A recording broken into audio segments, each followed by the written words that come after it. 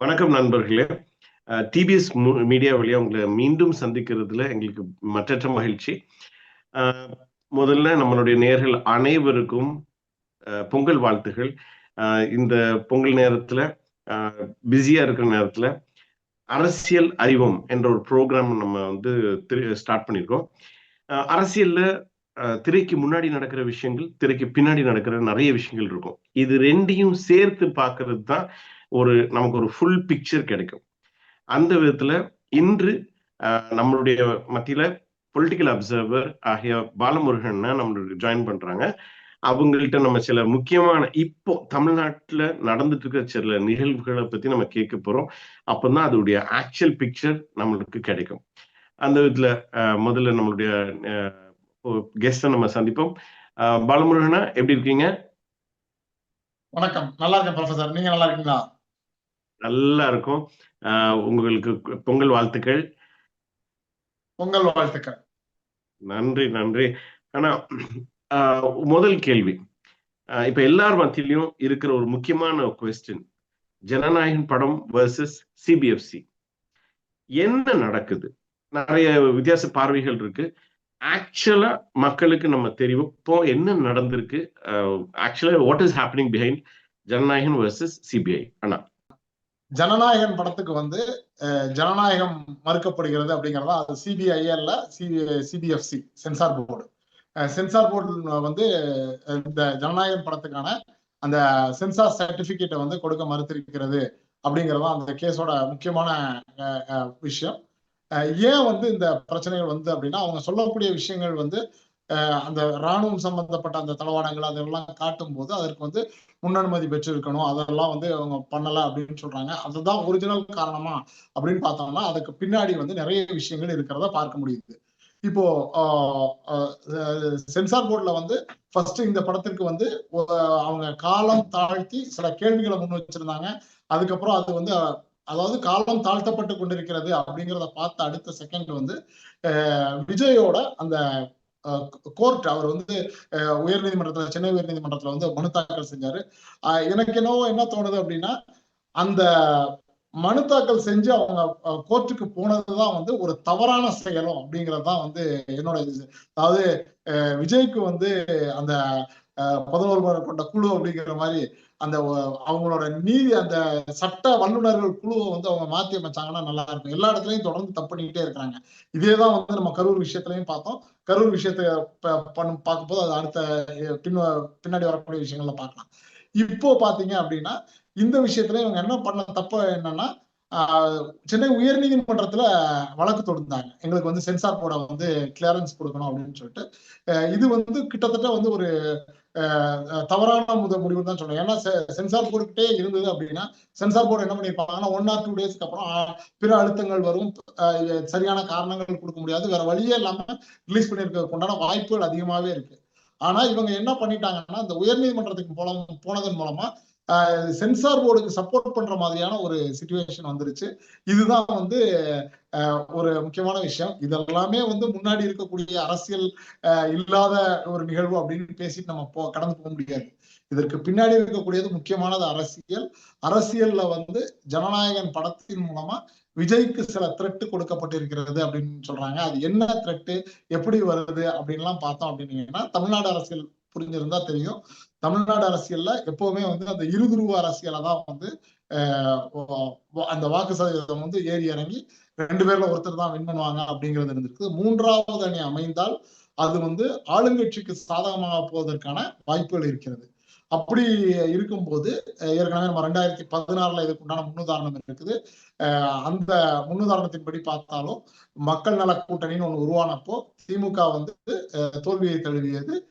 அதிமுக ஆளுங்கட்சியா இருந்த அதிமுக மீண்டும் ஆட்சிக்கு வந்தது. இதேதான் வந்து இன்னைக்கு விஜய் வந்தார் அப்படின்னு சொன்னா அங்க வந்து மீண்டும் 2016 சீன் கிரியேட் ஆகும். அந்த திமுக கூட்டணி, ஆளுங்கட்சியில் இருக்கக்கூடிய திமுக கூட்டணி வந்து மீண்டும் ஆட்சிக்கு வருவதற்கான ஒரு சரியான வாய்ப்புகள் இருப்பதை பார்க்க முடிகிறது. அதனாலதான் இவங்க என்ன பண்றாங்கன்னா, விஜய் உள்ள வந்தாருன்னா தங்களோட வாக்கு வங்கி, ஏன்னா அதிமுக கூட தான் வந்து இப்ப பாரதிய ஜனதா கூட்டணியில இருக்குது. சோ அவங்களுடைய வாக்குகள் வந்து குறைவதற்கான வாய்ப்புகள் இருக்கு. அது விஜய்கிட்ட பாதி போயிடும் அப்படிங்கிறதுனால விஜயை முடக்குவது அப்படிங்கறதுதான் வந்து அவங்களுக்கு சரி அப்படின்னு பட்டிருக்குது.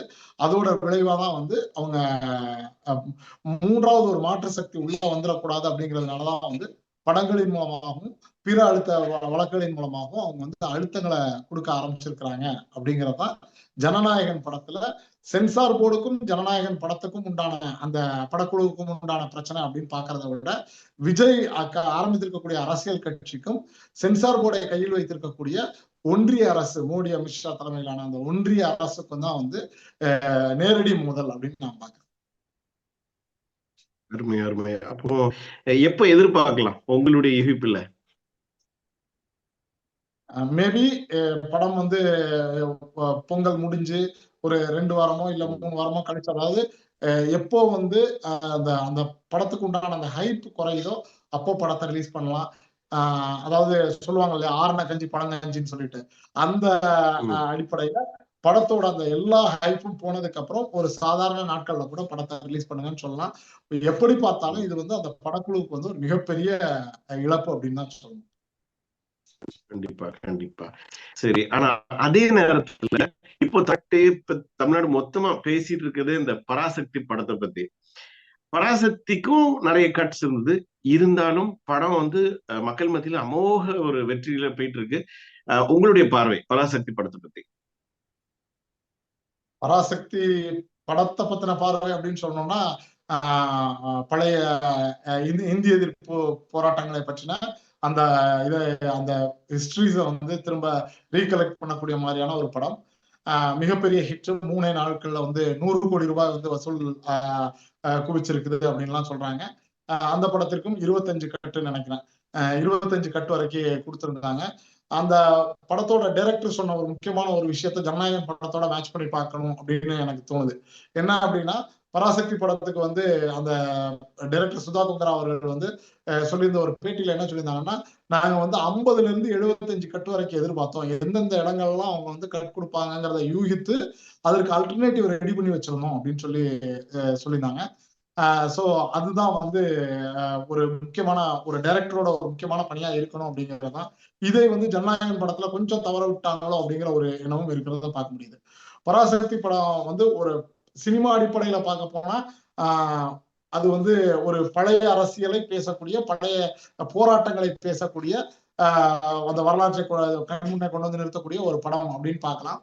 ஆனா இந்த படத்துக்கு எப்படி வந்து ஒன்றிய அரசு வந்து அதாவது இந்தி திணிப்பை இந்த நேரத்துல முழுமையாக கொண்டு வர துடித்துக் கொண்டு இருக்கக்கூடிய அமித்ஷா அவர்கள் வந்து, உள்துறை அமைச்சர் அவர்கள் வந்து நேரடியாகவே பல இடங்கள்ல பேசுறத பார்க்க முடியுது.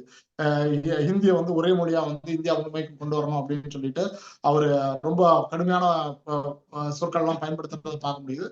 அப்படி இருக்கும்போது இந்த ஒன்றிய அரசு வந்து இந்திய எதிர்ப்பிற்கு எதிரான இந்த போராட்ட மனநிலையுடைய படத்திற்கு எப்படி வந்து தணிக்கை சான்றிதழ் கொடுத்தாங்க அப்படிங்கறது வந்து எல்லாருக்குமே ஒரு $1 மில்லியன் கொஸ்டின். 2வது வந்து ஹிந்தி எதிர்ப்பு போராட்டம் அப்படிங்கும் போது அங்க முக்கியமா வந்து நிற்கிறது திராவிட முன்னேற்ற கழகம். திமுகவுக்கும் அதுக்கு நேர் எதிராக எதிர்கூட்டணியில இருக்கக்கூடிய அதிமுக கூட்டணியில இருக்கக்கூடிய பாரதிய ஜனதா கையில வச்சிருக்கக்கூடிய அந்த சென்சார் போர்டு வந்து எப்படி அனுமதி கொடுத்துட்டாங்க அப்படின்றது. இங்கதான் ஒரு அரசியல் நுணுக்கத்தை பார்க்கணும் அப்படின்னு நினைக்கிறேன். அதாவது பராசக்தி படம் பேசக்கூடிய அரசியல் வந்து இந்திய எதிர்ப்பாக இருந்தாலும் அந்த ஹிந்தி எதிர்ப்புன்னு கூட நம்ம வந்து தனியா எடுத்துட்டு போக கூடாது. இத ஹிந்தி திணிப்பிற்கு எதிரான எதிர்ப்பு அப்படின்னு தான் கொண்டு போகணும்னு நான் நினைக்கிறேன்.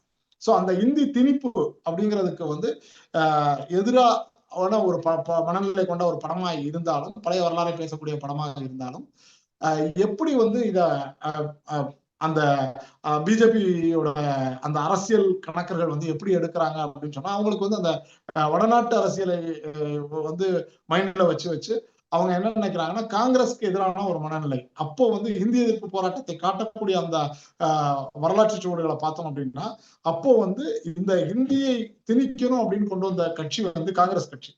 சோ இன்னைக்கு வந்து அவங்க என்ன நினைக்கிறாங்கன்னா, காங்கிரஸ் கட்சியோட அந்த ஒரிஜினல் ஃபேஸ வந்து தோலுரிக்கிற விதமா இந்த படம் இருக்கும். சோ நம்ம நாளைக்கு மக்கள்கிட்ட போகும்போது கூட வந்து எப்படியெல்லாம் தமிழ்நாட்டை வந்து காங்கிரஸ் வந்து அழிக்க பார்த்திருக்கு பாத்தீங்களா அப்படின்னு ஒரு நேரட்டிவ செட் பண்ணி கொண்டு போகலாம் அப்படிங்கிற அந்த மனநிலையோட தான் வந்து பராசக்தி படத்துக்கு வந்து ஒரு கிளியரன்ஸ் கொடுத்திருப்பாங்க அப்படிங்கறதுதான் வந்து என்னோட பார்வை. ஆனா அவங்களுக்கு ஒரு விஷயம் புரியல. பெரிய பெரிய அரசியல் சாணக்கியன் அப்படின்லாம் சொல்லிட்டு இருக்கக்கூடிய அமித்ஷா அவர்கள் வந்து தமிழ்நாட்டை பத்தி சரியா புரிஞ்சுக்கல அப்படின்னு தான் நான் சொல்லுவேன். அதாவது ஹிந்தி திணிப்பிற்கு எதிரான எதிர்ப்பு அப்படின்னு வரும்போது அவர்கள் வந்து அந்த கண்டென்ட் மேலதான் வந்து அவங்க வந்து கவனம் செலுத்துவார்களே ஒழிய அதை யார் கொண்டு வந்தாலும் அவங்கள இருக்கதான் செய்வாங்க. அன்னைக்கு வந்து காங்கிரஸ் இருந்தது, இன்னைக்கு பிஜேபி இருக்கு. சோ வந்து இது வந்து அந்த ஹிந்தி திணிப்பு அப்படிங்கிற அந்த மொழி சம்பந்தப்பட்ட தங்கள் மொழியை அழிக்கிறாங்க அப்படிங்கக்கூடிய அந்த மொழி உணர்வால் வரக்கூடியதானே தவிர அதை யார் கொண்டு வந்தாலும் எதிர்ப்பார்கள். யார் கொண்டு வர்றாங்கிறதையும் எளிதாக அடையாளம் காணக்கூடியவர்கள் தான் தமிழ்நாட்டு மக்கள் அப்படின்னு நினைக்கிறேன். சோ இந்த பராசக்தி படம் ரிலீஸ் ஆனதுல அவங்க போட்ட கணக்கு ஒண்ணு, ஆனால் படம் வந்து இன்னைக்கு பேசக்கூடிய கணக்கு ஒண்ணு அப்படிங்கறதுதான். அந்த சென்சார் போர்டுக்கு முக்கியமான மினிஸ்டரா இருக்கக்கூடிய நம்ம தமிழ்நாட்டை சேர்ந்த திரு எல் முருகன் அவர்கள் வந்து ஒன்றிய அமைச்சராக இருக்கக்கூடியவர். அவர் வந்து இன்னைக்கு வந்து சிவகார்த்திகேயன் அவர்களை வந்து அந்த படத்தில் நடிச்ச சிவகார்த்திகேயன் டீமை வந்து டெல்லிக்கு வந்து பிரதமர் அவர்களுடைய அந்த பொங்கல் இதுக்கு வந்து கூப்பிட்டு இருக்கிறதாலும் செய்திகள் வந்திருக்கிறது. சோ இந்த விஷயங்கள்லாம் இவங்க என்ன நினைக்கிறாங்கன்னா, காங்கிரஸை வந்து காங்கிரஸ்க்கு எதிரானதான் இந்திய எதிர்ப்பு போராட்டம், அதைத்தான் வந்து பேச வைக்கிறோம்னு நினைக்கிறாங்க. ஆனா மக்கள் எப்படி பாக்குறாங்க அப்படின்னு பாத்தீங்கன்னா, தமிழ்நாட்டு மக்களை பொறுத்தளவுல ஹிந்தி திணிப்பு அன்னைக்கு காங்கிரஸ் கொண்டு வந்து இன்னைக்கு பிஜேபி கொண்டு வருது, ரெண்டையும் எதிர்ப்போம் அப்படிங்கிறதான் வந்து மக்களுடைய மனநிலையா இருக்கிறதா பாக்குறேன். எப்படியோ பராசக்தி படம் வந்து அதன் தயாரிப்பாளர்களுக்கு ஒரு மிகப்பெரிய வெற்றியை கொடுத்திருக்கிறது. இந்த படக்குழு ரொம்ப மகிழ்ச்சியா இருக்கிறத பார்க்க முடியுது அப்படிங்கிறது. அண்ட் நீங்க சொன்னதுல இன்னொரு முக்கியமான பாயிண்ட், யங்ஸ்டர்ஸ் மத்தியில அந்த தமிழ் வரலாறு, பொள்ளாச்சி இன்சிடென்ட், அந்த எல்லா விஷயத்துமே அவங்களுக்கும் ஒரு ரைட் இப்படின்னா நம்மளுடைய வரலாறு இருந்திருக்கு, நம்ம எவ்வளவு போராட்டங்கள் இதுக்கு பின்னாடி இருந்திருக்குன்றத ரிமைண்ட் பண்ற விதமாகவும் இந்த படம் பயங்கரமா அமைஞ்சிருக்கு. அந்த விதத்துல கண்டிப்பா ரொம்ப முக்கியமான விஷயம். இன்னைக்கு ஜென்சி தலைமுறை அப்படின்னு வரும்போது அவர்களுக்கு வந்து அந்த நாட்டங்கள் எல்லாமே வந்து நீங்க விஜய் ரசிகர்கள் எல்லாம் பார்க்கும்போது நிறைய அந்த சமூக வலைதளங்கள்ல வந்து ஒரு வரைமுறை இல்லாத தன்மை போறதெல்லாம் பார்க்க முடிஞ்சது. கான்ஸ்பிரசி தியரி எல்லாம் கொண்டு வந்து எப்படி எல்லாமோ ஒரு இது இருக்குது அப்படின்னு பார்க்கும்போது இந்த மாதிரியான நல்ல படங்கள், பழைய வரலாறுகளை பேசக்கூடிய பழைய இளைஞர்களின் அந்த உணர்வுகளை பேசக்கூடிய படங்கள் வரும்போது இன்றைய ஜென்சி தலைமுறைகளுக்கு வந்து அதை வந்து ஒரு அந்த உணர்வோடு கூடிய சரியான வழிநடத்தலை காட்டுவதற்கு இந்த படம் ரொம்ப ஒரு முக்கியமானதா இருக்குங்கிறதா என்னோட. இந்த பத்தி இந்த ரெண்டு மூவிஸ் நம்ம சொன்னனால ஒரே ஒரு கேள்வி, இங்க ஒரு தவறான ஒரு சிலர் மத்தியில ஒரு தவறான ஒரு யோசனை இருக்கு. இது இந்த ரெண்டு படமும் ஜனநாயகமா இருக்கட்டும் இல்ல பராசக்தியா இருக்கட்டும், இதுக்கு பின்னாடி ஸ்டேட் கவர்மெண்ட்டுக்கு ஏதாவது லிங்க் இருக்கா, ஏதாவது செஞ்சுதான்னு. பட் நீங்க அதை கொஞ்சம் கிளாரிட்டி கொடுத்துருங்க, இது சிபிஎஃப்சி அப்போ என்ன விஷயம் அப்படின்னு. அதுதான் நான் சொன்னேன் இல்லையா, கரூர் சம்பவம் நடந்தப்பவே வந்து 41 பேர் பலியான அந்த சம்பவத்துல வந்து உடனடியாக ஒரு கான்ஸ்பிரசி தியரி வந்து கட்டமைக்கப்பட்டது. வெளியில இருந்து ஆட்களை கொண்டு வந்து வச்சு உள்ள இருந்து மக்களை கொண்டுட்டாங்க, கத்திய வச்சு குத்துனாங்க, அதுக்கப்புறம் ஆம்புலன்ஸை விட்டு நெருக்கடிகளை உருவாக்குனாங்க. இப்படி வந்து நிறைய சமூக வலைதளங்கள் மூலமா பொய்யான கட்டமைப்புகளை உருவாக்குனாங்க. இந்த மாதிரியான ஒரு பொய்யான கட்டமைப்பு இப்பவுமே பாத்தீங்க அப்படின்னா, விஜய் வந்து இதுக்கு போயிட்டு வந்தாரு. அவரு டெல்லியில போய் பிரச்சார இது சிபிஐ என்கொயரிக்கு போயிட்டு வர்றாரு. வந்த உடனே என்ன பரப்பாங்க அப்படின்னா, செந்தில் பாலாஜி அவர்களுக்கு சம்மன் அனுப்பப்பட்டது அப்படின்னு. சிபிஐ வந்து அவ்வளவு ஒரு புத்திசாலித்தனம் இல்லாமலாம் இருக்க மாட்டாங்க. சிபிஐன்றது இன்னைக்கு இந்தியால ஒரு பெரிய என்கொயரி அமைப்பு. அப்படி இருக்கும்போது சிபிஐ வந்து செந்தில் பாலாஜிக்கு சம்மன் அனுப்பிடுச்சுன்னு ஒரு சும்மா ஒரு பொய்யான ஒரு இன்னைக்கு சோசியல் மீடியா இருக்கிற அந்த இதுல வந்துட்டு எதையாவது ஒண்ணு பதிஞ்சு விட்டு ஒரு 50 பேர் சேர்ந்து மொத்தமா பண்ணிட்டா அதுவே உண்மை மாதிரி காட்டிடலாம் அப்படிங்கிற அந்த எண்ணம் தான். அதே மாதிரிதான் இந்த இடத்துலயும் வந்து தமிழ்நாடு அரசு தான் வந்து இதுக்கு வந்து முழுமையான செயல்பட்டுச்சு. ஜனநாயகன் படம் வரக்கூடாது அப்படிங்கிறதுக்காக.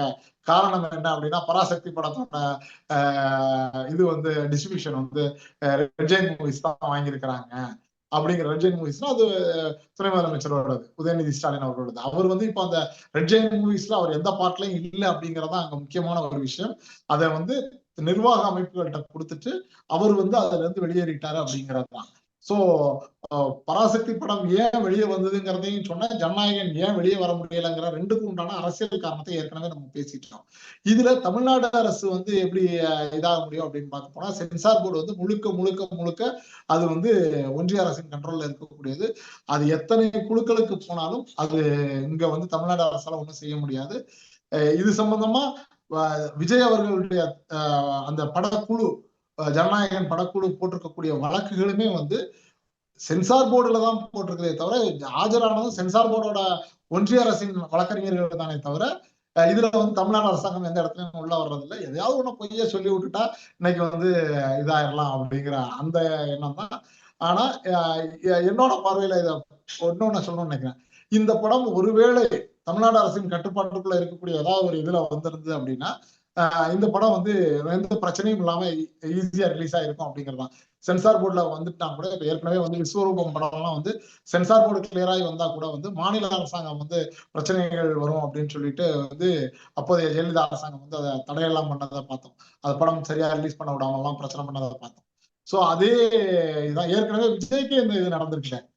தலைவா படம் ரிலீஸ் அப்போ வந்து ஜெயலலிதா அம்மையார் வந்து அந்த படத்தை ரிலீஸ் பண்ண விடாம ரொம்ப பிரச்சனை பண்ணி கடைசியில விஜய் அவர்கள் போய் அந்த போட்டோக்கள்லாம் வந்தது. குடநாட்டுல போய் ஜெயலலிதா அம்மையார் அவர்கள்ட்ட வந்து கைகட்டி நின்று மன்னிப்பு கேட்டது, இந்த மாதிரி எல்லாம் இதெல்லாம் வந்து ஸ்டேட் கவர்மெண்ட் செய்யக்கூடியது. ஆனா இன்றைக்கு இருக்கக்கூடிய ஸ்டேட் கவர்மெண்ட்ட வந்து அதை செய்யுமா அப்படின்னு பாத்தீங்கன்னா கண்டிப்பா அதை செய்ய மாட்டாங்க. எதற்காக அப்படின்னா, ஸ்டாலின் அவர்களுடைய தமிழ்நாடு முதலமைச்சர் திரு ஸ்டாலின் அவர்களுடைய மனநிலை எப்படி இருக்கு அப்படின்னு பாத்தீங்கன்னா, ஒரு பிரச்சனை இருக்குன்னா அந்த பிரச்சனையா மட்டும்தான் பார்க்கணும் அப்படிங்கிற, அதுல அரசியல் பண்ணக்கூடாது அப்படிங்கிற தான் இருக்குது. இந்த படம் சென்சார் போர்டால தடை பண்ணப்பட்ட போதும் கூட வந்து அவர் வந்து ஒரு ட்வீட் கூட போட்டிருந்தாருன்னு நினைக்கிறேன். அதாவது சிபிஐ, இடி இந்த வரிசையில வந்து இப்போ வந்து புதிதாக சென்சார் போர்டையும் இணைஞ்சிருக்குது அப்படின்னு சொல்லி அதோட தன்னோட கண்டனங்களை வெளிப்படுத்தியிருந்தாரு. என்ன பொறுத்தளவுல தமிழ்நாடு கவர்மெண்ட் கண்ட்ரோல்ல இருந்திருந்தால் இந்த படம் எந்த பிரச்சனையும் இல்லாம வெளிவந்து வெற்றிகரமா ஓடி இருக்கும் அப்படிங்கறதுதான் என்னோட பார்வை. இது முழுக்க முழுக்க தமிழ்நாடு அரசு சம்பந்தப்பட்டதே கிடையாது. முழுக்க முழுக்க முழுக்க சென்சார் போர்டு ஒன்றிய அரசின் கட்டுப்பாட்டில் இருக்கக்கூடியது. ஒன்றிய அரசு தான் தன்னுடைய அரசியல் விளையாட்டை நடத்துகிறது அப்படிங்கறதுதான் உண்மை. அது உங்க பார்வையில இன்ஃபேக்ட் 2 படத்தையும் பத்தி தான் சிஎம் ஸ்டாலின் பேசியிருந்தாப்ல. 2 ஈக்குவலா தான் பேசியிருந்தாங்க.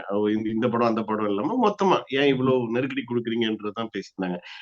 சார், இன்னொரு முக்கியமான கொஸ்டின். நீங்களே இந்த முந்தின கேள்வியில நீங்க அதை பத்தி குறிப்பிட்டிருந்தீங்க. விஜய் இப்போ அவருடைய நடந்துட்டு இருக்கிற சிபிஐ இன்வெஸ்டிகேஷன்.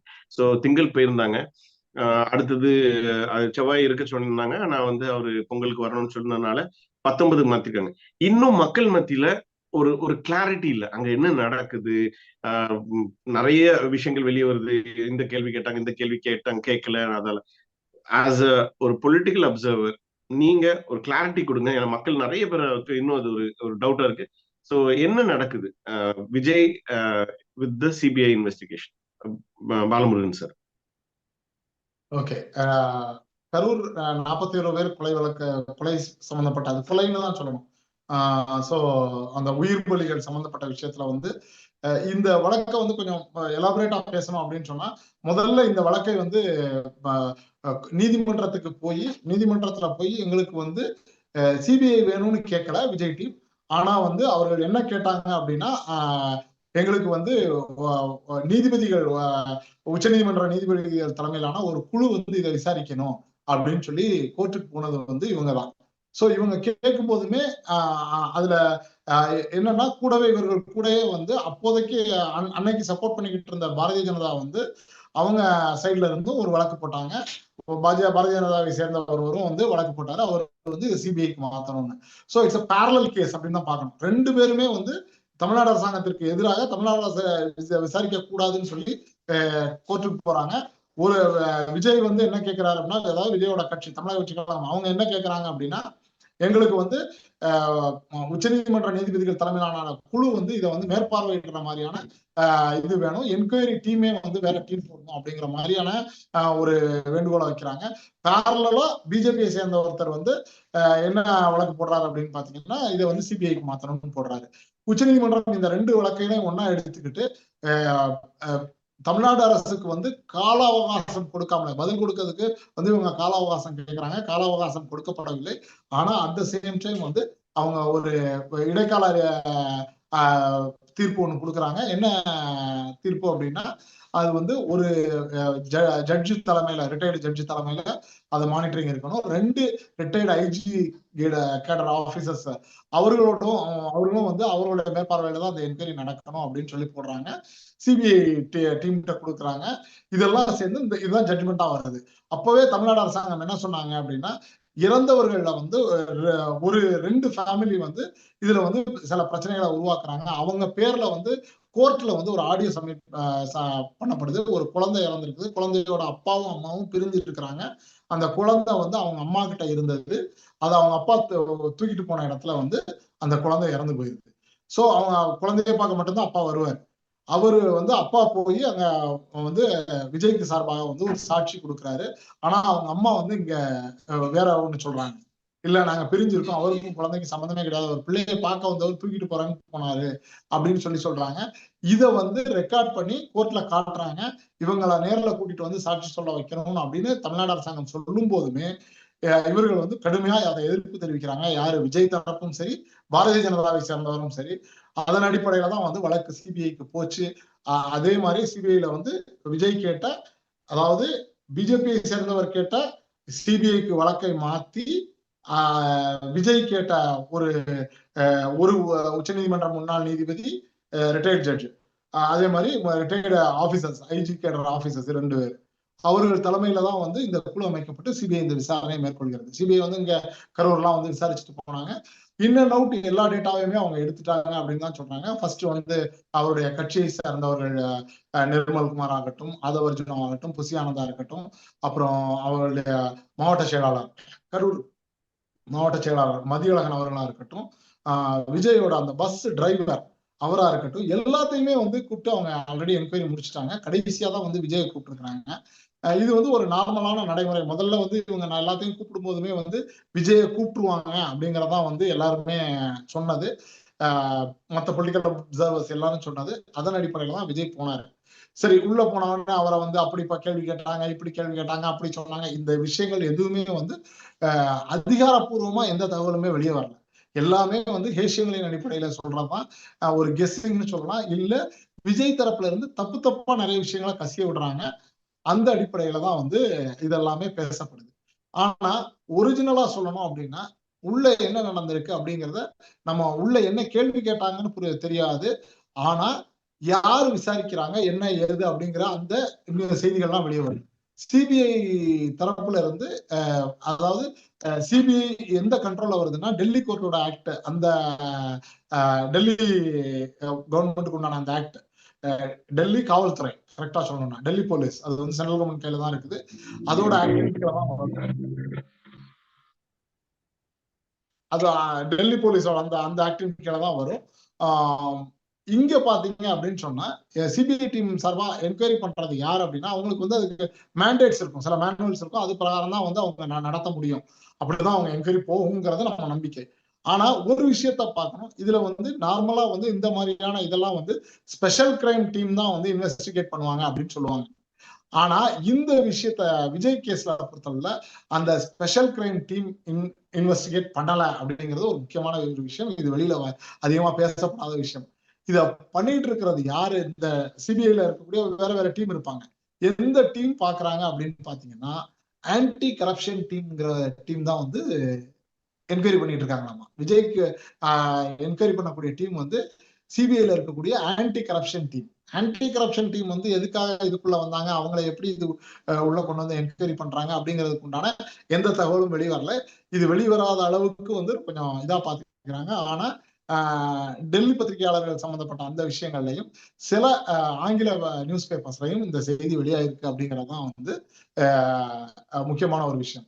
இந்த கரூர் வழக்கை பொறுத்த அளவுல என்னன்னா, விஜய் வந்து கடைசியா ஒரு விட்னஸ் தான். அவர் வந்து அக்யூஸ்டு கிடையாது.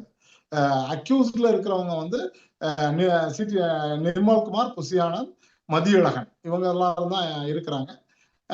மத்த இந்த வழக்குகள் எப்படி போகும், எப்படி என்கொயரி பண்ணுவாங்க, இதெல்லாம் நிறைய பேர் பேசிட்டு இருக்காங்க.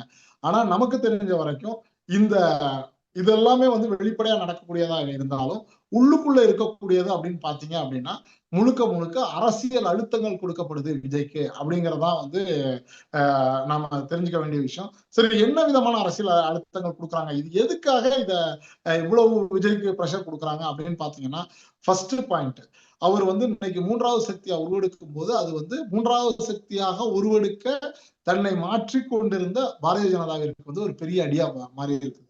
சோ அவரை வந்து மூன்றாவது சக்தியா மாற்று சக்தியா வரவிடக்கூடாது அப்படிங்கிற அந்த அடிப்படையில தான் வந்து ஃபர்ஸ்ட் இது பண்றாங்க.